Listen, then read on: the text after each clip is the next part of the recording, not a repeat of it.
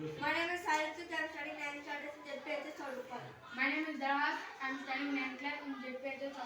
My name is Manasa. I am studying 9th standard in Replies. My name is Biology teacher, Reptiles. So today's topic is diversity living organism, chapter 5. Okay, you carry it. Today we are discussing about characters of vertebrate classes from unit 5 diversity in living organisms from page number 66. Reptiles have dry skin and scales. They lay eggs. They breathe with lungs. They are cold-blooded animals. They have 3 chambers heart. Crocodiles have 4 chambers heart. Examples: crocodiles, lizards. Birds. They have feathered wings, claws. They lay eggs. They are warm-blooded animals. They have 4 chambers heart. Example: birds. So once again I am explaining about the characters of vertebrate classes of reptiles and birds.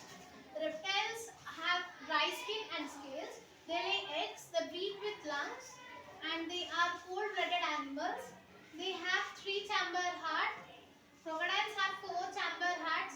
And examples: crocodiles and lizards. Birds. They have feathers, wings and claws. They lay eggs. They are warm-blooded animals. They have 4-chamber heart. Example: birds. So once again I am explaining about these birds and reptiles. First, reptiles. Reptiles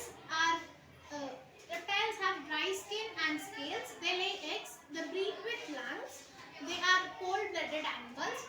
They are 3-chamber heart, and crocodiles have 4-chamber hearts. Example: lizards and crocodiles.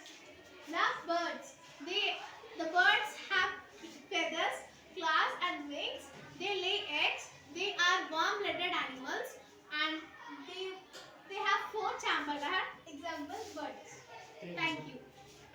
Thank you. Thank you.